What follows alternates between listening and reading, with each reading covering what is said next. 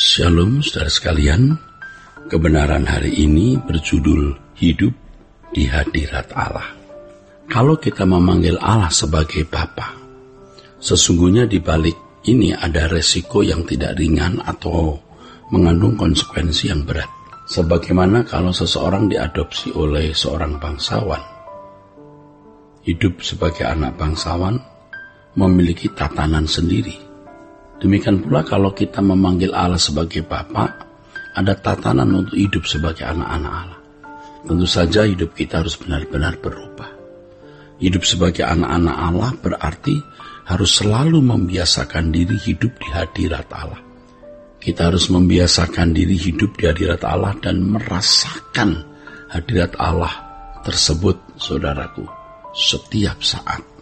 Dengan hidup sebagai anak-anak Allah dan hidup di hadirat Allah, maka kita tidak bisa lagi atau memang tidak boleh lagi hidup secara sembarangan. Itulah sebabnya dalam 1 Petrus pasal 1 ayat 14-17 ditulis begini. Hiduplah sebagai anak-anak yang taat dan jangan turuti hawa nafsu yang menguasai kamu pada waktu kebodohanmu. Tetapi hendaklah kamu kudus di dalam seluruh hidupmu sama seperti Dia yang kudus, yang telah memanggil kamu, sebab ada tertulis, kuduslah kamu sebab aku kudus. Dan jika kamu menyebutnya Bapa, yaitu Dia yang tanpa memandang muka menghakimi semua orang menurut perbuatannya, maka hendaklah kamu hidup dalam ketakutan selama kamu menumpang di dunia ini. Saudaraku, ketika kita menyimpang atau melakukan kesalahan, maka kita akan sangat merasakan perasaan tersiksa.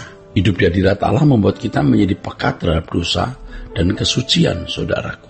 Makanya kalau kita berbuat dosa, kita akan kehilangan perasaan damai. Hidup di hadirat Allah membuat kita lebih cepat menyadari adanya kesombongan terselubung, ya saudara.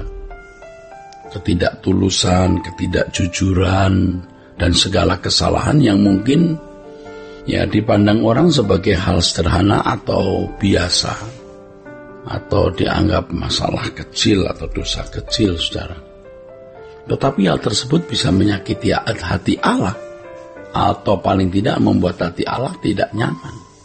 Hal itu akan menciptakan, jadi proses pergumulan ini akan menciptakan kesucian hidup yang natural, yang bisa terbangun terus-menerus dari hari ke hari, ya, sehingga kita dapat bertumbuh di dalam kesucian Allah, mengambil bagian dalam kekudusan Allah, atau mengenakan kodrat ilahi. Sebenarnya inilah tujuan hidup kekristenan yang sesungguhnya. Kalau kita hidup di hadirat Allah, di mana kita bisa menikmati damai sejahteranya, maka hal itu membuat kita menjadi takut untuk berbuat dosa atau kesalahan. Banyak hal yang dulu menjadi kesukaan sekarang menjadi tidak berani, yang sekarang kita tidak berani menyentuhnya, hingga akhirnya hal hidup dalam kesucian menjadi irama yang permanen. Tidak menyentuh dosa bukan karena hukuman atau karena konsekuensi, bukan karena takut terkena disiplin atau pukulan, melainkan karena kita tidak ingin melukai hati Bapa. Nah, ini penting sekali untuk kita pahami, saudara, ya. Hendaknya kita bisa memiliki perasaan Bapa yang benar-benar terluka pada waktu kita berbuat salah. Seperti waktu kita memiliki kesombongan, ya.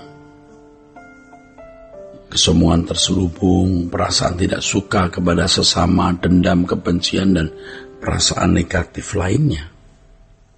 Dosa atau kesalahan yang tidak dilihat oleh orang lain harus kita sadari, dan jika kita melakukannya, kita harus merasa sakit. Jadi sakitnya hati Bapa itu kita rasakan. Ketika kita memiliki masalah kemudian bergantung pada manusia, itu pun melukai hati Allah. Hal ini bisa merusak hadirat Allah di dalam hidup kita. Dengan hal tersebut bukan berarti kita tidak boleh sharing atau berbagi beban kepada saudara seiman, saudara. Tetapi dasarnya bukan karena kita mau bergantung pada manusia, melainkan berbagi dengan tulus tanpa bermaksud mengandalkan manusia. Kita menjadi peka terhadap hal-hal yang melukai hati Allah. Dan hal ini menjadi pilihan bahwa kita mau menjaga perasaan Allah.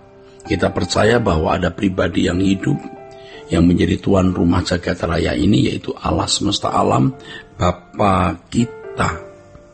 Kita hidup hanya untuk melayani perasaannya. Harus diingat bahwa kita hidup hanya untuk melayani perasaannya.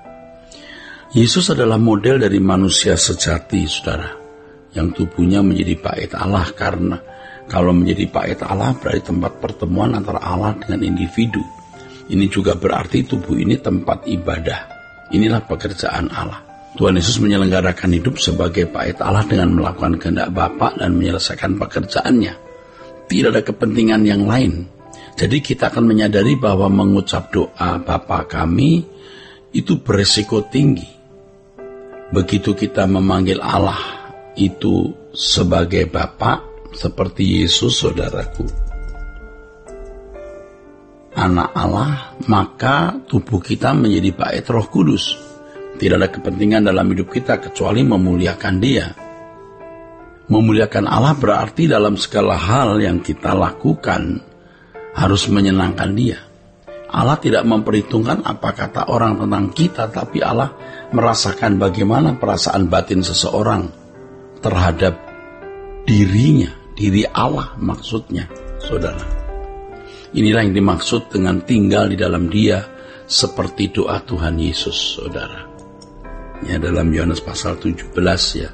Inilah tujuan dari kekristenan kita, yaitu bertumbuh sampai dewasa, ya, bertumbuh dewasa sampai pada tingkat di mana kita tinggal di dalam Dia. Ini bukan hanya pengakuan mulut, melainkan pengalaman di mana seseorang dapat berinteraksi terus-menerus dengan Allah. Ada hubungan timbal balik terus-menerus dengan Allah dalam hadirat Allah setiap saat. Dan ini adalah suatu keberuntungan. Inilah anugerah itu. Anugerah bukan dirumuskan dengan kata-kata dan tidak cukup dirumuskan dengan rangkaian kalimat, tetapi anugerah yang dialami dalam tindakan dan kehidupan secara konkret setiap hari. Tuhan memberkati saudara-saudara sekalian. Sola Gracia.